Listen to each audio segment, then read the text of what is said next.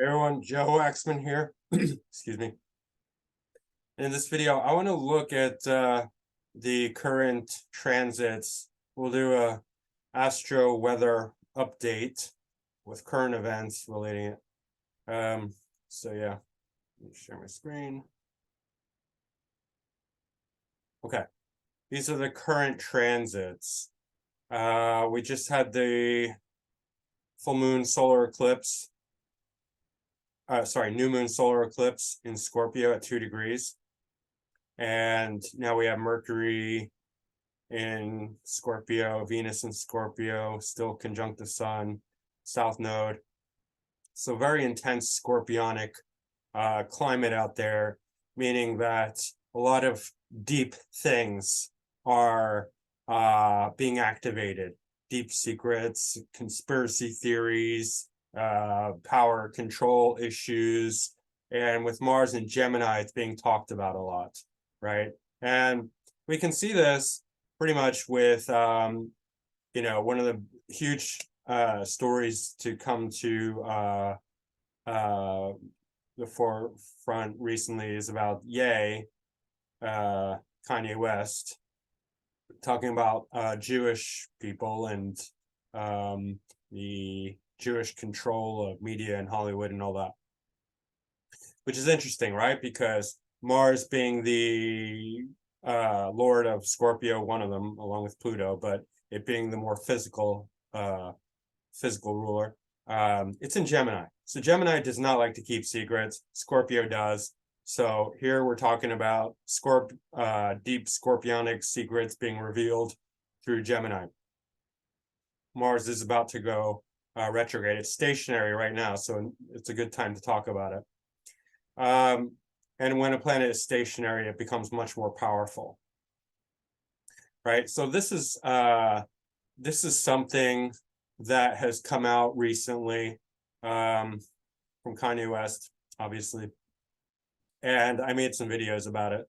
And I just want to add a couple more things. I'm not going to go on and on about the whole Jewish thing, but I feel like there's a lot of confusion, and even though I don't like talking about it and people probably don't like hearing it, it still needs to be said.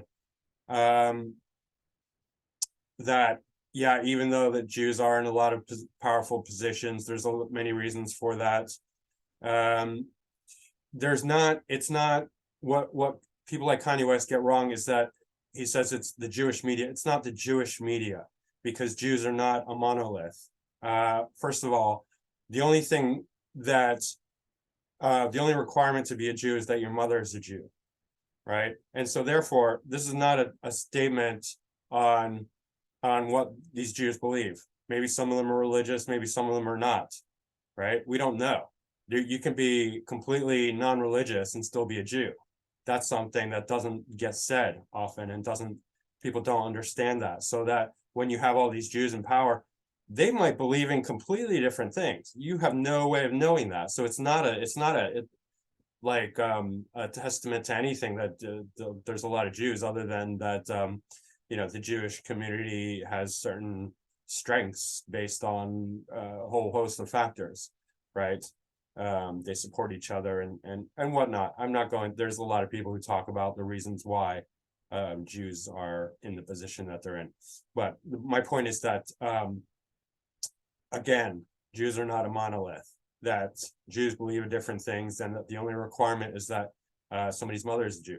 And then the funny thing is that when people are not Jewish, they get a free pass. So it's like if a company has some Jews and then a whole bunch of non-Jews, it's like, oh, that's a Jewish company. Well, that's hypocrisy, because you're completely turning a blind eye to everyone who's not Jewish. You know what I mean? It's like if the founder is Jewish, but the CEOs and the president and everyone else, the executives, are not Jewish, then it's a Jewish company. But if the founder's not Jewish, but the CEO happens to be Jewish and everyone else is not Jewish, then it's still a Jewish company. It's like, where are you getting this information from, right? Like somebody said, Google is a Jewish company. Well, Google has a non-Jewish CEO, but you don't count that. So it's like this weird hypocrisy, right? Where only the Jew counts. Like if you have a Jew there and somebody was like online, when somebody was like, oh, Elon Musk, blah, blah, blah, great ancestor was a Jew. What's that supposed to mean then? right? Everyone else in his family was not a Jew. So what if somebody in his family was a Jew? What is that? What's the correlation there? What's the connotation? What are you saying? That there's some sort of evilness carried around by the Jewish gene or whatever? I mean, it's complete nonsense, right? It's complete fantasy. And, relating that back to astrology, we're getting a lot of confusing energy from the clouds, from the stars, from astrology, because of this Pisces influence, especially because Neptune's in Pisces. Jupiter just moved back into Pisces, it's retrograde. So we're getting a lot of Piscean confusion, and that's part of the problem. And you do see the reason it's concerning, especially for me being a Jew, is that the anti-Semitism is on the rise. Like there's a huge banner across an LA highway saying, if you agree with Kanye about the Jews, honk, right? Stuff like that. Like, agree with what? Like, Kanye's not a logical thinker. And, me knowing astrology, I can prove that. I mean, he's got his moon in Pisces, and he's got his sun conjunct Jupiter in Gemini opposite Neptune. The guy's an artist. He's not a logical thinker. So, I mean, of course, he's not going to make, and he's already apologized. And that's the thing about Kanye. That's the thing about Gemini. That's the thing about any mutable sign. I mean, he's got a mutable T-square with, Sun in Gemini, Sun and Jupiter in Gemini, Moon in Pisces, and then Neptune in Sagittarius, right? So he's extremely mutable. He's going to go one way, then he's going to go another, and that's the way Kanye is. I mean, he's just all over the place. So you can't be like, oh, Kanye's right, because he's going to change his mind. He's going to say something completely different. Like he made an apology and he's like, oh, I love the Jews, and I don't mean to hurt anyone, blah blah blah. And good, like I don't hate Kanye at all. Like I like him, but it's very confusing. He's he's not consistent. But the problem is that a lot of it's empowering a lot of negative stereotypes and hatred towards Jewish people. And we don't need that. We don't need that. If we look at Mars has a lot of bad hard aspects on it. It's got an inconjunct to Pluto. And this means that from Mars, Pluto is in the 8th house, right? And that's a difficult aspect because Pluto is in Capricorn. It's too heavy, too serious here. And with Mars and Pluto, a negative aspect, that's going to bring out a lot of negativity, a lot of, hatred, ugly things, because they're both ruling Scorpio, and there's so much going on in Scorpio right now that, all these deep, dark things are coming to surface with a lot of hatred, negativity. With Mars is stationary right now, so it's very potent, but it's about to move retrograde. And retrograde, it will be more defiant. It will be more going against the grain. So that's when we could actually see some violence, right? Some actual acts of negativity, because people will be emboldened to, not only by Kanye West, but also by astrology, to act out. It's not just obviously having to do with Jews, with everyone, with everything. Right? Violence could be people breaking the law, doing things. We have a whole huge, even far more important and impactful world stage events going on with nuclear war with Russia. I mean, the United States just changed their stance on all of this, saying that they their nuclear they no longer have a nuclear policy whereby they're only going to use nuclear deterrence against other nuclear action. Now they're saying that they are open to using nuclear bombs or whatever, missiles against non-nuclear threats. And this is completely on psychopathic level of insanity, because basically they're saying that they could nuke Russia for regular normal attacks or whatever, regular bombs and stuff like that. They could start a nuclear war. They're edging us into nuclear war, and that's incredibly scary, because that will mean the the death of billions of people worldwide and the destruction of vast amounts of land with radioactivity, right? It's devastating. This will be like, you know, and they're casually pushing for this.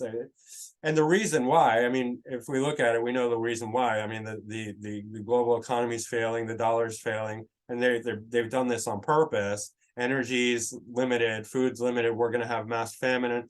They're, you know, this is the classic tactic for when they run out of other options. You know, instead of the blame being pointed at them, they start a war, and you know, all of a sudden everyone forgets whatever happened before because now we have a bigger problem, nuclear war, right? Like they've already stolen all the money for themselves, and so they're going to put us into war to also to obfuscate the blame for the failed jibber jabber, right? Which is causing mass death and harm, and they know it. And you know, we've got energy shortages, gas shortages, oil shortages, food shortages. I mean, we're in deep doo-doo here. I mean, you know, it's like I don't know. This is bad. Right. So with Mars stationary right now, we're on the teetering point. It's going to go retrograde. People are going to start. Mars represents that initiation, that physical action, you know, like that the first punch being thrown, because it's the physical aggression, it's the initiation, it's the start, it's the fire starter. Mars is the fire starter, it's the spark, right? It going retrograde means it's going to go against the grain, go against the law.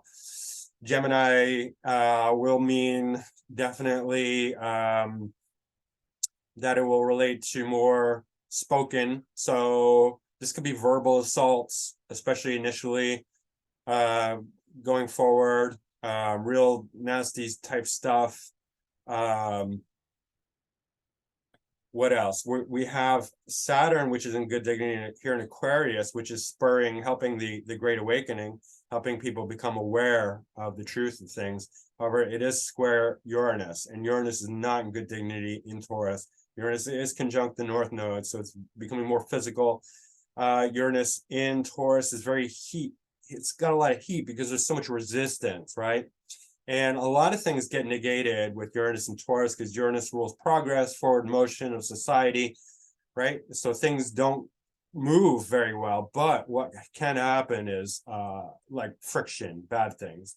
You know, it's terrible for the markets. We're seeing that, you know, the collapse of currencies, collapse of systems, collapse of trade routes, collapse of everything, right? But what can also happen is aggression with Uranus and Taurus, because there's too much friction, and friction brings heat. Sorry, text. And especially with North Node is going to enhance all that and make it more physical material, right? I don't really care so much about the moon, even though it's doing some nice things here.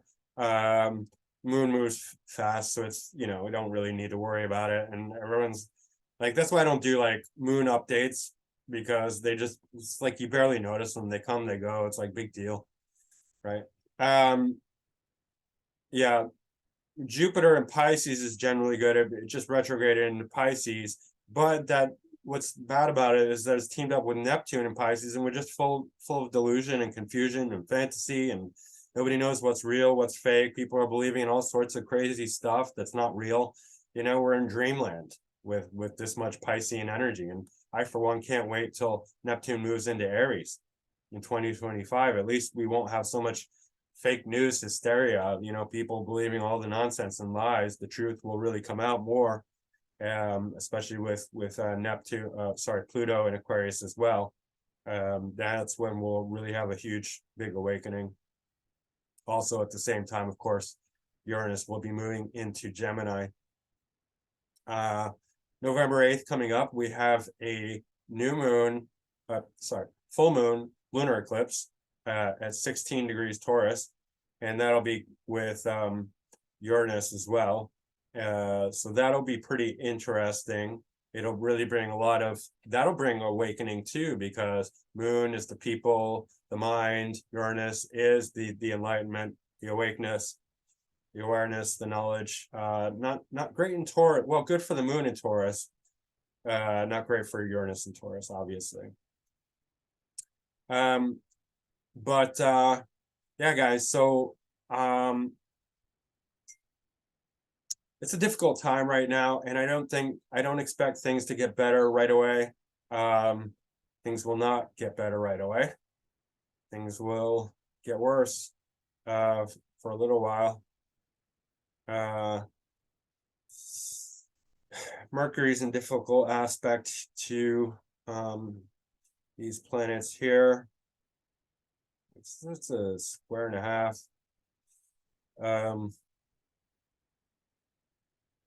Yeah, with Mercury in sesqui square Neptune. That's further confusing people and bringing about, fantasy, delusion, lies, deceit, drugs, alcohol, all the negative qualities of Neptune. Yeah, so that's pretty much it for this Astro weather update. A lot of deep secrets coming out.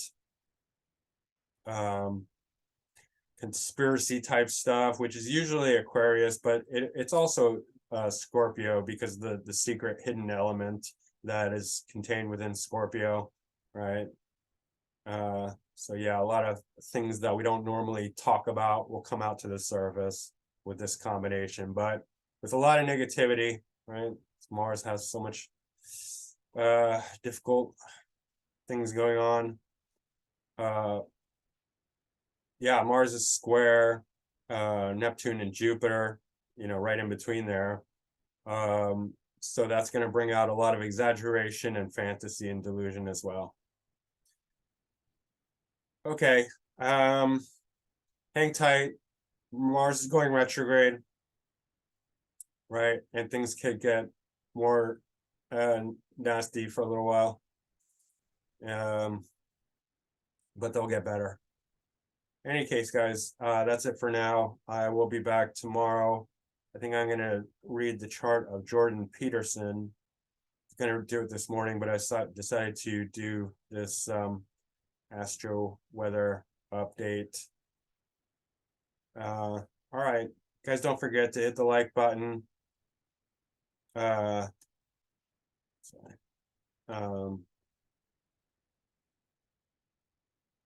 Subscribe if you haven't already. Book a reading with me. Macroastrology.com. That's my email address. Macrogoldmachine@yahoo.com. That's my website. Macroastrology.com. Macrogoldmachine@yahoo.com is my email address. And leave a comment if you like. All right. Thanks, guys. Bye.